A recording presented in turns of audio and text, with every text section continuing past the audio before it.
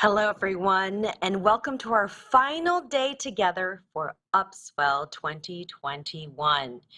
Today, we're going to focus on the people most important to ensuring we meet our missions, ourselves. It's going to be a day for deep personal care and reflection. And as before, I want to respectfully acknowledge that I'm appearing to you today from my home located in the Uptown neighborhood of Chicago. Now, the entire Chicago region is located on ancestral lands of indigenous tribes, unceded homelands of the Council of the Three Fires, the Ojibwe, Odawa, and Potawatomi nations. Many other tribes also once called this place home. And you should also know that I'm appearing to you from a city where the first permanent resident, actually the founder of Chicago, was a Black man named Jean-Baptiste Point du Sable. Du Sable was born in Haiti and in the 1770s migrated to the area near the Chicago River and Lake Michigan. So glad that we can be together here again today. It's been such an honor to be with you. Over the last 2 days, we really focused heavily on trust and racial justice, first by understanding how intersectionality, bridging, and belonging factor into this work. Then we focused on movement building, systems change, and public policy as a critical pathways to a just world. And by now, I'm sure you've received this message in other sessions and probably in life thus far.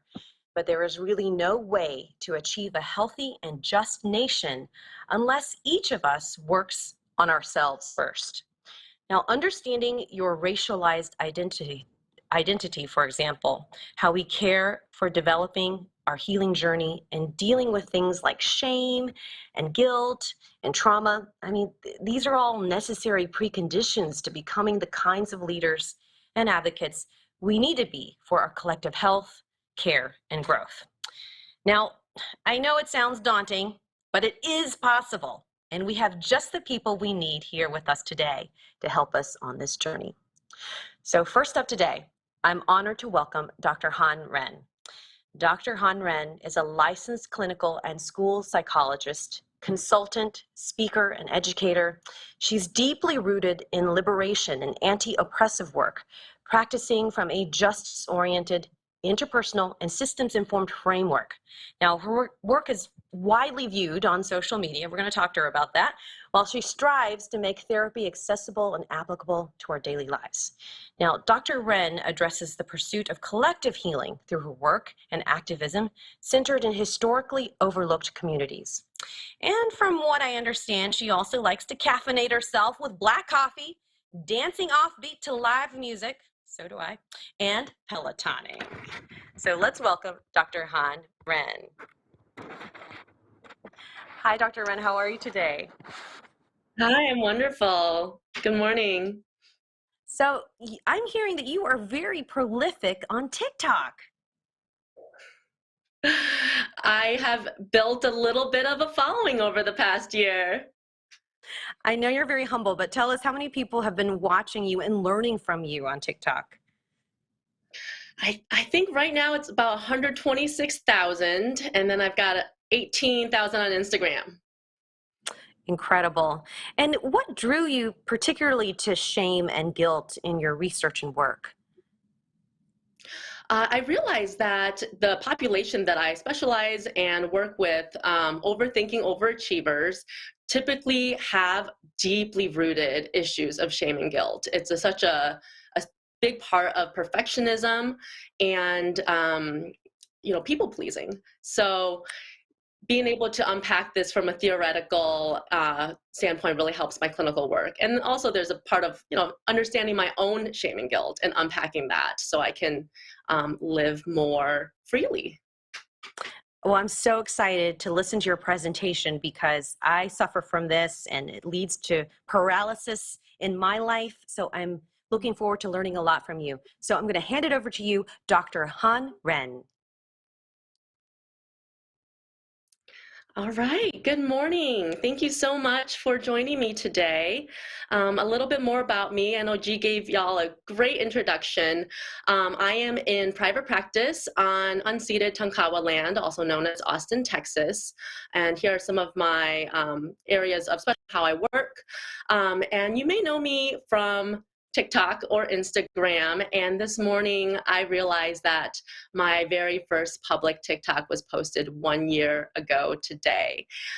So it's extra special and such an honor to be here and really surreal to witness the power of social media. So I know we're going to have a bones kind of day. If you are on TikTok, you know what I'm talking about. And if you're not, then look up Noodle the Pug and you can thank me later. So today we're going to talk about the difference between shame and guilt and connect that to the stages of learning when we come to learn how to be anti-racist and in racial justice work. And we're also going to touch upon how this connects more broadly towards collective liberation for all. And it's very kind of surface level of deep, heavy topics. So if you want to get a deeper dive and be able to do some experiential exercises, I'm doing 2 workshops immediately following this main stage. Okay, so shame and guilt are not fun. They're uncomfortable, deep, moral, primal emotions. So this is just a little warning that you may experience some uncomfortable feelings as we go through this content. Know that the range of emotions and experiences are normal and not something to be afraid of. We can hold space for it and move through it together. So with that said, let's start by doing a little grounding exercise. Find yourself in a comfortable position. Let your shoulders drop, let your jaws relax, and let's just take 3 deep breaths to this animation.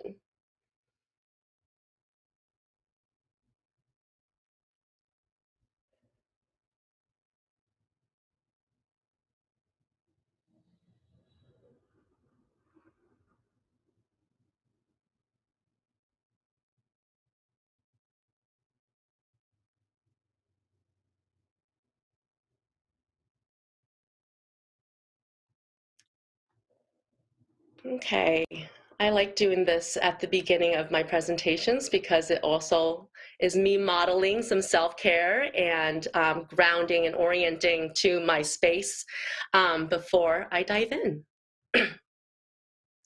Okay, so what exactly is shame and guilt? When I did a Google image search for shame, these are some of the images that came up for me. The easiest way to conceptualize the difference is that shame is shame is you are bad, and then guilt is you did something bad. So as you look at these images, you can see that shame is a very powerful, painful affective state. It might be the most painful human emotion that we can experience. It's this feeling of worthlessness, not being good enough, intense body barrier experience where you kind of crumple in and feel detached from the world around you. Nobody can really get through to you. It's a physical collapse. And based on what happens when we experience this, we can either move through it and metabolize it to a place of guilt and repair, or for some people, really feel like this is an ongoing narrative of who we are as people, as shame as a trait. And we'll talk a little bit about the differences. Now, this is what I found when I looked up guilt.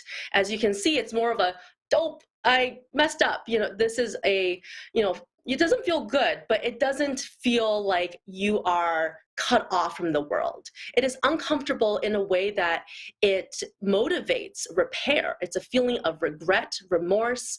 I did something bad. I'm not necessarily a bad person myself, but I need to maybe do something to make amends to get back with my community or the person that is angry with me. It is a developmental achievement to be able to move from shame to guilt. And there's a lot of people who aren't able to or realize that, and they stay stuck in shame. So we can really think about shame and guilt as on a continuum. On the one extreme, we have shame as this characterological personality trait where we have this conscious or unconscious story that we tell ourselves about being perpetually unloved, unlovable, and bad and worthless. And then shame as a state is something that we have all experienced. It's a temporary barrier experience where we have this physical collapse, but then we're able to move through it.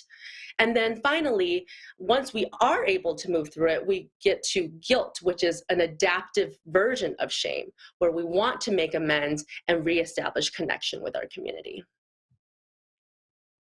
So why do we experience these emotions when they're so uncomfortable and hard? Shame is super powerful because it serves as a social and moral classical conditioning. So it teaches us these are the things that are acceptable and unacceptable for you to have belonging in your primary group and tribe. We are literally hardwired to experience shame because it keeps us in line. And when we are growing and, in early childhood, and we are consumed by wonder with something, but then about to run into something dangerous, evolutionarily, parents need something in their voice that will cut through this layers of wonder and stop us in our tracks. And that is why we have shame. It's not one of the core 7 emotions that we're born with. It kicks in around a year and a half, and it's experienced as this sudden lack of attunement from a caregiver or important others. The community punishes you for misbehavior by shutting down, ostracizing you, not giving you that attention, and therefore we are motivated to want to change. Now, why do we experience guilt? Once shame is metabolized, it becomes guilt, and it allows us to want to make the repair to rejoin groups. And we know that, people who have committed crimes and they're at sentencing, if they're not showing regret and remorse for what they did, they tend to get a harsher sentence. And so people who are able to express remorse are generally better liked, and they are, well accepted in communities. And there are some people who don't experience shame and guilt, and in clinically we call this callous unemotional traits, also known as psychopaths or sociopaths in more popular vernacular. And the reason that we need people like that in the gene pool is so we can do things like war and have people really be able to fight for a cause that doesn't affect them personally. But overall, it's not so great for communities and groups if there's a lot of people who don't experience shame and guilt. So let's talk about 2 examples of metabolizing shame to guilt. So the first one is, a kid is playing with a ball and they are about to run into the street to catch this ball, and a car's coming. And so the parent yells, "Stop, you're gonna get hit." And the kid freezes in their tracks, and the mom comes over and, retrieves the ball and says, "I was so worried about you. You could have been deeply hurt. Don't ever do that again." And so that explanation, that, the lack of attunement and screaming stop, but then the repair and saying, this is why, deep hug, I love you, this is dangerous, I was scared. And that's what allows the kid to experience guilt and say, okay, I did something, I'm not going to run into the street again. That's not cool. Whereas if the mom stays and just yells and doesn't give that repair experience, the kid might think, okay, I am a bad kid because I can't stop messing up. They don't have context and they don't have that repair experience. So that's what it looks like in childhood. An example for adulthood is, there is a person who has driven under the influence and killed someone during their DUI. And they go to prison, and during that time, they're feeling this deep, consuming feelings of shame that they are bad and they have harmed someone. But then through counseling and group therapy, they're able to metabolize some of that to a place of guilt where they realize, okay, I did something that has deep consequences, and yet maybe that doesn't mean that I am a bad person forever, and I can actually use this experience to help others. So then he was able to become a motivational speaker and talk about the dangers of drunk driving after he was released, and really created meaning in his life. And being able to help others through an experience of deep shame. So we're going to talk a little bit more about each of the anchors in the continuum of shame and guilt. So shame as a trait is something that is embedded in a person's personality. It's this fear of being unworthy, unlovable, not good enough, and it shows up in many ways. So people pleasers, people who are afraid to voice their own opinions because they want to, make other people happy, they very much fear rejection if they were to be their authentic self. High achievers and perfectionists also have a lot of deep shame. It may not seem like it, but the way that they compensate for their feelings of shame is through being perfect. If they are not showing any flaws, then they never have to feel the shame of fearing that they're not good enough. It is a defense.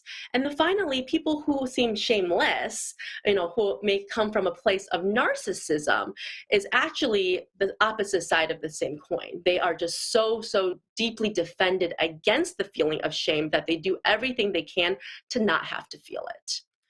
So how does shame as a trait or personality feature develop? It comes from conditioned, repeated rejection of core experiences of a person, whether it's emotions like joy or anger. And a lot of women are shamed for expressing anger, especially in early childhood, because it's not ladylike, or for elements of a person's identity, such as their racial identity, their sexuality, their gender identity. These are parts of the self that a person recognizes as unsafe to express. So they hide it away and feel really hidden and bad about that element of themselves. And that becomes part of their personality. Another way that shame as a trait develops is through emotional neglect. If you're familiar with attachment theory at all, there's secure attachment and then there's insecure attachment, avoidant and anxious attachments. And shame is always a component of the development of insecure attachment. So children who don't get consistent, attuned emotional connection from caregivers in early childhood tend to develop shame as a trait because they realize I'm not worthy of being paid attention to. And it's important to recognize that oftentimes parents aren't doing this maliciously or intentionally. There's a generational transmission that happens because maybe the parents didn't get that type of attunement themselves, or they're trying to work two jobs and make ends meet, and therefore playing with their young child becomes a luxury.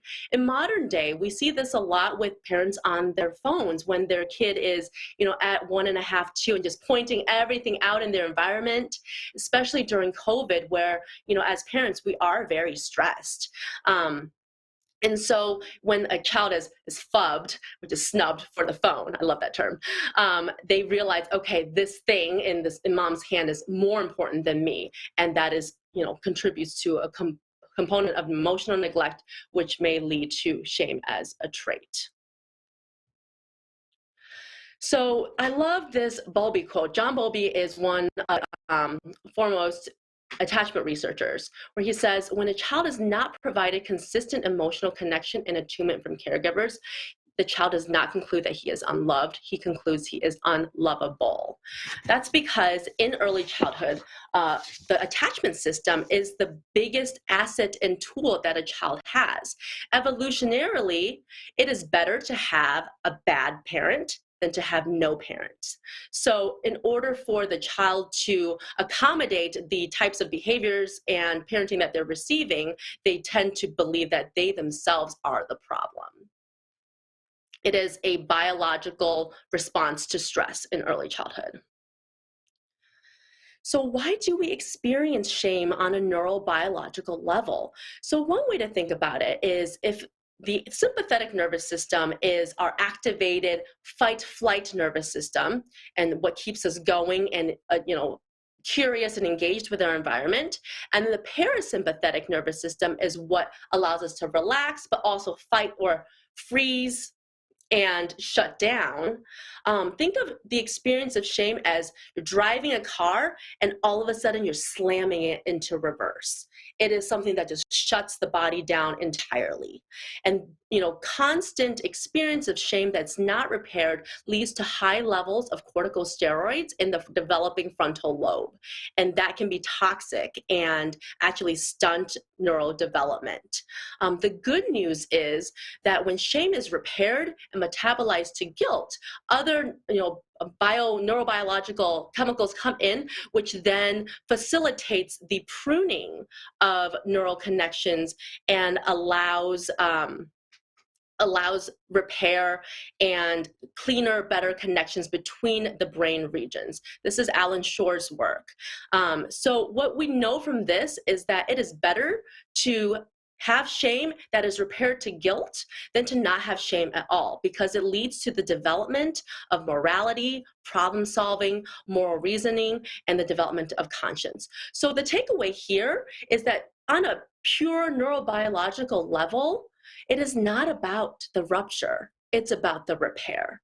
And that is such a key component to keep in mind when we're doing any sort of interpersonal, but especially racial justice type of work, because ruptures are just part of what happens when we are in connection with other humans.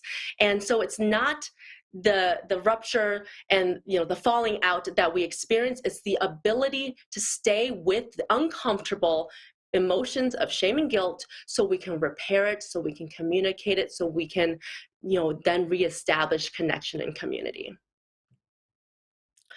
So in the development of conscience, when shame is repaired, the child can learn the lesson, okay, this is what I should do and not do, without internalizing that toxic sense of shame. It leads to an adaptation to the social group, and it doesn't have to impair your personality.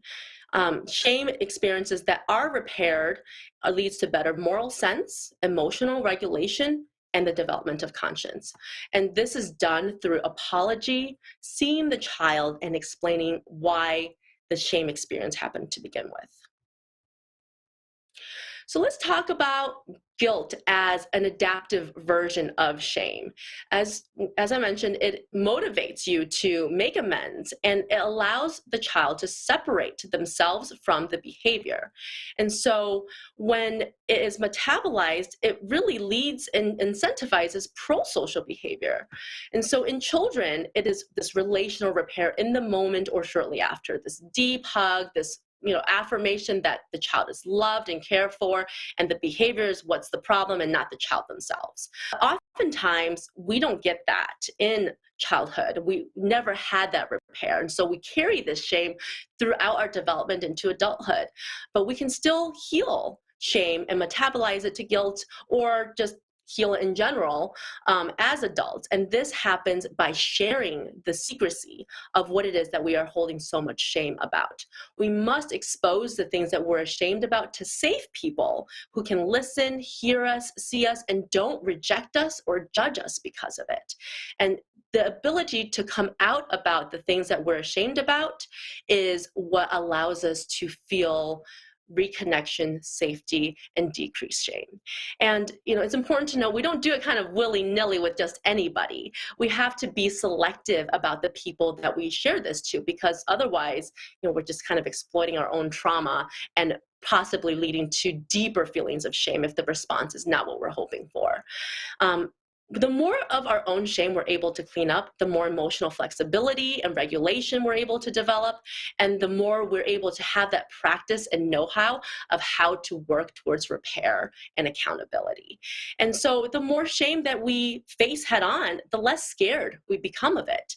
The shame still will happen. It's just part of being human. But over time, your shame pit becomes shallower.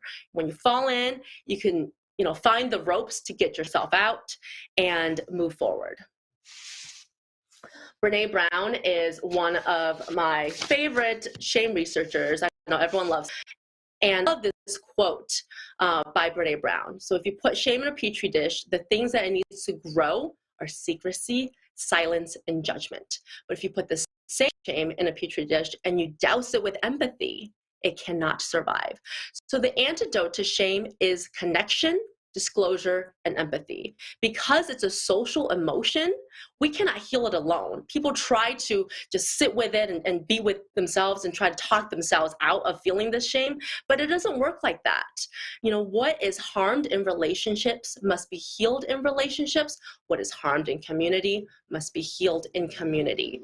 So this is why movements such as Me Too are so powerful, because people feel less alone. They feel seen and they feel resonance with other powerful people who have experienced similar things. And this is why representation is so important when it comes to marginalized identities on the public sphere, because people can have role models to identify with and feel less of their own shame for identifying with things that they have been maybe previously shamed for.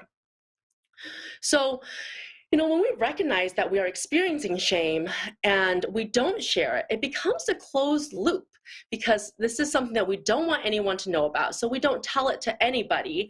And then over time, we hide it forever and feel worse and worse about it. And we just try to stuff it away and make it go away. But just from a psychological perspective, that's not how shame is processed and metabolized. We have to be in community with each other in order to heal from it. So let's talk about shamelessness. People who don't seem to display any type, maybe they seem a little narcissistic. This is not actually not experiencing shame. This is just so defended against shame, opposite side of the same coin. So, some examples of this, sometimes parents think, okay, I don't want my child to ever feel shame, so I'm going to do everything I can to just put on a fake face and not make them feel bad about anything. But that actually deprives the child of an opportunity to go through that necessary developmental milestone of moving shame to guilt. It actually produces children who are really fragile and unable to cope with difficult emotions. It models emotion suppression, inauthenticity, and also doesn't make room for the child to experience their own feelings of rage and aggression. So, for parents, it's better to lose it sometimes and to make a repair than to just try to hide everything all the time and model inauthenticity. So, I often encourage parents to, if they're going to be fighting and they're fighting in front of the kids, a lot of times they're like, oh, we got to save this for after the kids go to bed. But instead, maybe model what repair looks like with your partner in front of the kids so they can see, okay, problems are solvable. Other ways that shamelessness shows up is, through this defensiveness, this denial, stonewalling, or just retaliating against people who have made one feel their own shame. Sometimes people come to me, they're like, I'm afraid I'm a psychopath because I don't feel any emotions. And oftentimes, most of the time, they are really not. They actually feel so much shame and have coped with it and have learned that the most effective way to cope with it is by feeling nothing. And you can't just turn some feelings off. If you're going to turn your feelings off, you can turn all your feelings off. And so these people often just feel numb and don't feel joy either. And then finally, narcissism. It's freeing in some unhealthy ways, because when you see others not have appropriate guilt around something that you have so much shame about, it allows you to skip over that discomfort. It allows you to bypass that discomfort. So others modeling shamelessness is a defense against shame, and actually moves society in a way that is not very good, because guilt is healthy. We need to have guilt so we can make repairs. But if we just think, oh, well, this leader that I have did something that I might have felt shame about, but they're not showing any shame, that must mean that it's okay that I did this too. And so it bolsters against moving to a place of humility and self-reflection in an unhealthy, toxic way. And I think this is a big component of why we have this political polarization, shameless racism, and we have this kind of patriotic pride that at the end of the day really misses what patriotism is truly about, which is owning our story and then making repairs from a grounded place. Okay, so how does this all relate to anti-racism work? So we're going to talk about the 4 stages of learning. This is a cognitive theory. So at the very beginning, we don't know what we don't know. So we're just in this place of unconscious incompetence. And then eventually we learn things that we don't know. And gosh, there's a lot of things that we don't know. How will I ever learn this? So this place of conscious incompetence, we know that we don't know this. And then once you start practicing and getting some mentors and, feeling like you're learning the ropes a little bit, then we move to a place of conscious competence. We have to be very thoughtful and intentional and deliberate about it, but we can do it, we can practice it. And then eventually we get to a place where it's just so integrated into our daily lives that there's just ease and flow, this unconscious competence.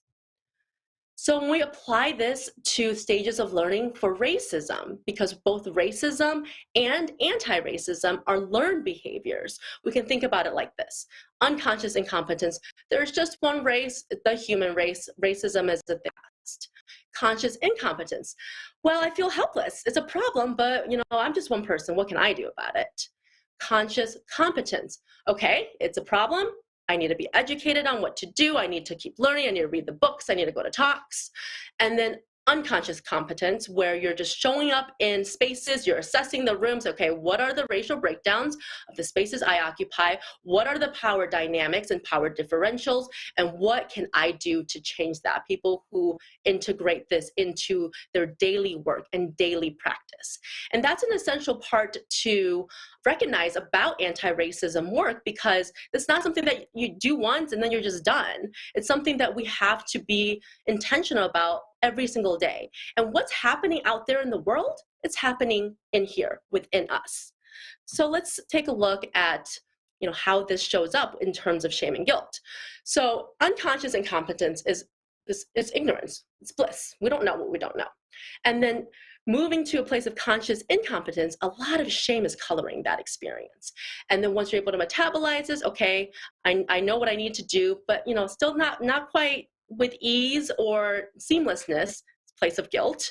And then finally, when we get to a place of unconscious competence, we are moving towards collective liberation and change. So this looks different for white people and BIPOC. When we are in a place of ignorance and unconscious incompetence, for white people, inaction. Why? There's no problem, so I don't need to fix anything. I don't need to change anything. But for BIPOC, it's really the survival mode. And, people who really, uphold white supremacy cultural values and white supremacist agendas. They pander to whiteness, they collude with it, because this proximity to whiteness is what allows them to have a piece of that pie and to have, better chances of living a more resourced life.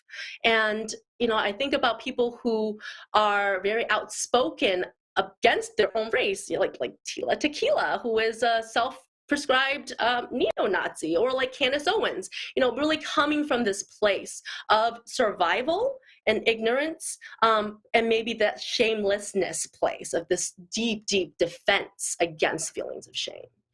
Once we move to this place of conscious incompetence, it's really helpless feeling for everybody. So for white people, this place of complacency, I'm stuck, I can't do anything, and this may lead to what we know as white tears, taking up a lot of space, because we feel so bad about the harms that whiteness has perpetuated against people of color.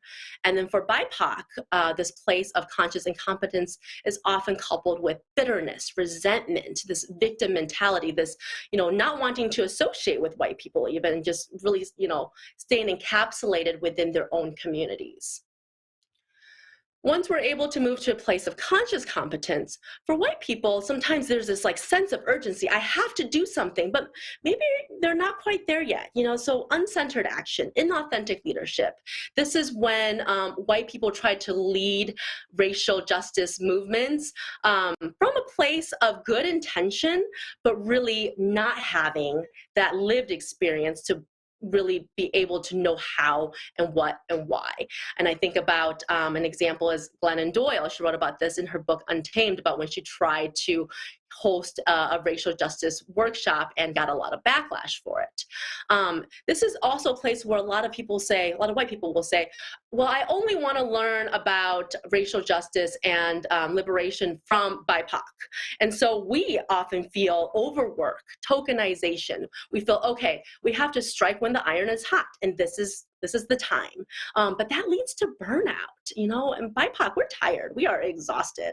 And so even if, there is a place of guilt being the motivating factor, it doesn't mean that white people shouldn't lead any action, just maybe not collective action with everybody. But this is an excellent place and time and space to, round up white nonsense when you see it, have these important conversations with family members, coworkers, call out microaggressions, really take the charge and be a leader to other white people.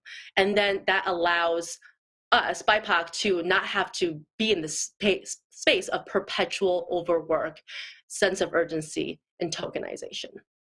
And then finally, when we're able to get to a place of unconscious competence, and no, this is theoretical, I don't know if we're ever truly there, we're really moving towards this place of collective liberation, which is multiracial, non-hierarchical, consistent, active, generative, both actions and rest to dismantle all supremacy, not just white supremacy, but patriarchy, classism, capitalism, all of these other systems of oppression under which we work and operate and live that affect our mental health and affect our physical health and affect our relationships and really contribute to a scarcity, othering mindset.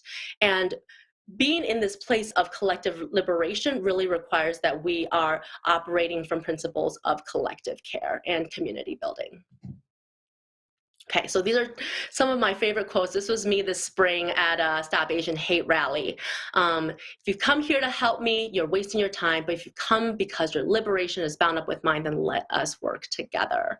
And I love this because it really, halts this oppression Olympics and helps us realize that we can't just do this for our one group. We have to do it for everyone if we're truly going to make change. And then Paulo Freire kind of points out what happens if, there's some pitfalls in this journey. Oftentimes, those who are striving for liberation tend to themselves become oppressors when we adopt the ideology of supremacy because we are closer to the top. So let's talk a little bit about some pitfalls that can happen, when we're feeling shame and guilt.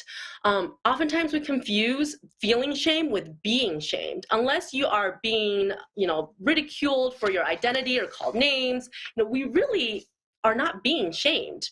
Feeling shame is normal. It's part of this. And sometimes our intentions are good. We're not trying to harm people. However, the impact is still the same. We might misunderstand accountability. A lot of times people talk about, cancel culture, but really accountability is owning, learning, growing, and repairing. And shame is just an inherent part of that process. We don't have to be so afraid of it. If we're coming from a place of shame or guilt and not really grounding down into this liberatory framework, we might have optical allyship. We're going through the motions, virtue signaling, wanting to be recognized for the ways that we are helping and not racist. For a lot of BIPOC, it can lead to burnout. And then when we're called out for the harm that we are causing to other people, we might be experiencing racial gaslighting. If you're a person of color and if you're a person who have harmed somebody, you might experience fragility that comes with racial gaslighting. So let's talk a little bit more about racial gaslighting. What is it? It is a manipulation that is used to control how people of color respond to racially charged harm. And it works by invalidating the person who has been harmed's reality. It triggers fears of being too sensitive. There's some victim blaming involved. And often it shows up when a person is called out for enacting racial harm. And the process that happens falls with this acronym DARVO. This was developed by Dr. Jennifer Freud from the University of Oregon, initially in response to gaslighting within interpersonal relationships and intimate partnerships. So D, deny, it's undermining one's experience. And this looks like, I didn't mean it like that, you're too sensitive, I can't be racist, my wife is Asian. And then attacking really reverts the focus and shifts it back onto the person who has been harmed. So it sounds like, well, what about that time you said something that was so transphobic? Or, you're Asian, so you haven't experienced real racism, you don't even know what you're talking about. It's trying to undermine the person's experience. And then the reverse victim and offender, that's when you really see like, okay, there's the tone policing. I feel like, there's some sort of oppression Olympics going on here. That's when you can really detect that DARVO is happening. And so the RVO looks like, this actually isn't about race, it's about class. And I grew up really poor, so, you really shouldn't be talking to me that way. Or, I have experienced oppression because I'm gay and I was beat up for it. So therefore I know what pain looks like and I cannot possibly be racist. A person's oppression for one marginalized identity that they hold is not an excuse or it's not permission to bypass the possibility of oppression in another domain, right? This is intersectionality 101. And so what happens when a person's being darvoed is, as a critic, you're stuck.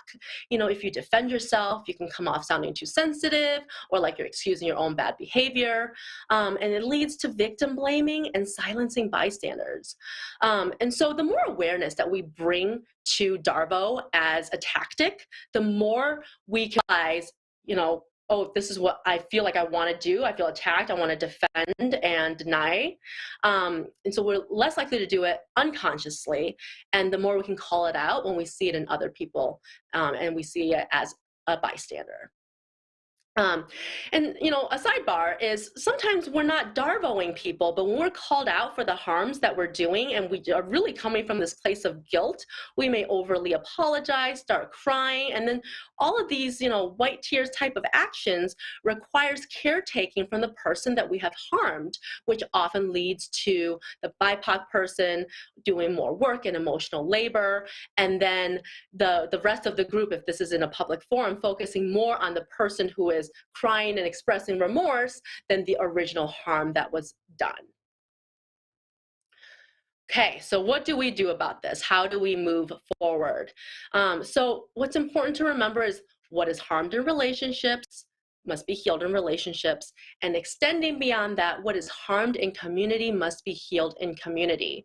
And racial justice is definitely a community event. It was harmed in, collectively as our ancestors have experienced and or perpetrated, and it also must be healed collectively. So there are several components to collective care, and they're all essential. Self-care, we know a little bit more about. Community care, taking care of the neighborhoods and people directly around you, and then collective care. How do we move beyond just our community and move towards change on a greater scale? So self-care, it's a lot more than bubble baths and mani-pedis. It's boundaries. It's, having the agency to decide where, what, when, and with whom you engage, choosing to not engage and protecting your energy in some cases. I think of self-care as, instead of, finding breaks from our life, how do we create a life that we don't need to take breaks from? How do we live sustainably in a way that integrate self-care into every day? And when I talk about boundaries, I also mean digital boundaries, especially in these past 2 years. We've been really glued to our phones, and with the 24-hour news cycle, it's been really bad for our mental health. So holding some digital boundaries is very valuable to preserving our wellness. Other elements of wellness: exercise, nutrition, sleep, social connection. These are elements that I call the 4 cornerstones because we cannot function as humans without it. The physical is mental. This is integrative. And then oftentimes when we're deep in the trenches of doing this work, we forget about leisure and pleasure. And rest is radical, rest is restorative, rest is productive. So we have to prioritize and find pockets of joy, enjoyable activities, belly laughs, all of these things that make us excited about living and give us things to look forward to. Those are essential elements of self-care. Community care. I think about this as your immediate community. How do we restructure the priorities, resources, and investments in our direct communities to create wellness, connection, and health? So some examples of this are mutual aid, doing meal trains for people who have experienced some sort of life transition, volunteering, meeting your neighbors, borrowing sugar and lending sugar, sitting outside and saying hi to people, being part of a community garden, volunteering, setting up little free libraries and little free pantries, sharing cultural touch points such as food, music, film, art, just creating and establishing nourishing mutual reciprocal relationships with your immediate community. That's essential. We cannot do this alone. And again, what lies out there is happening within us, and we are much more able and we're much more likely to create the safety to call it out within our direct community when we have the foundational elements of relationships and safety and attunement. And then collective care. What does this look like on a greater level? How do we create environments and systems that prioritize well-being and don't manufacture trauma? And so collective care is addressing systemic levels of racism and supremacy in general. It's what I see Upswell Summit, being and doing with all of these change makers right here. We're talking about this right here. How do we participate in advocacy and activism in a way that makes sense and is sustainable for us? How do we abolish oppressive systems and create new systems of mutual accountability, prevention, and care? And how do we move towards transformative justice instead of the carceral systems and punishment? And on some level, it looks like voting and canvassing and calling your senators, but it also looks like creating art and music that spans geographic locations, bringing awareness online. I think about my social media platforms as a way that I'm trying to enact collective care, especially for children of the diaspora who look like me. How do we help people find their people across space and distance? It's connection to land and place and ancestral care. It's prioritizing environmental justice and climate justice. And collective care is all encompassing because it does require, collaboration across communities of people. So some takeaways. Shame is human. It's not something to be, it's adaptive. It helps us groups. Once we're able to repair it into guilt, it's even more adaptive because we're motivated to make change and to make amends. Collective liberation, it requires us to integrate this anti-oppressive action into our daily lives. We're never done. This is always a work in progress. And there's is also the dialectics of it, because even though we are envisioning these, new systems, we are still existing in our current systems, and there's a lot of challenges and pushback. So recognizing that, resting, taking breaks, all of that is radical, and recognizing again what's happening out there is happening in here. It's happening in your company, in your organization, on your team, in your family, and within yourself. We all have implicit biases in this way. And here are some books that you can read to keep learning. A lot of the shame and guilt foundation of this presentation came from this podcast and the work of Dr. Steve Finn, who is one of my mentors. He was a guest on Therapist Uncensored. Excellent podcast, highly recommend it. And in terms of the books, I really love My Grandmother's Hands, which is all about racial trauma, healing racial trauma from a generational perspective. And then please come to my workshops that are following immediately after this. The first one is for white change makers, and then the second one is for BIPOC change makers if you want to dive deeper and learn a little bit more about how this shows up within you. And here's my contact information. If you want to get in touch, you can also message me on Upswell. I look forward to connecting with you more deeply in the next 2 hours. Thank you so much. Dr. Han Ren, applause, fingers, snaps, you get it all. That was really informative and insightful. It was really fascinating also to hear you talk about the neurobiological aspects of this. This is really incredible. Yeah, there's science and data that roots this. It's not just something that, it has face validity. Science is real. Yes, absolutely. Thank you so much. Really appreciate you, Dr. Han Ren.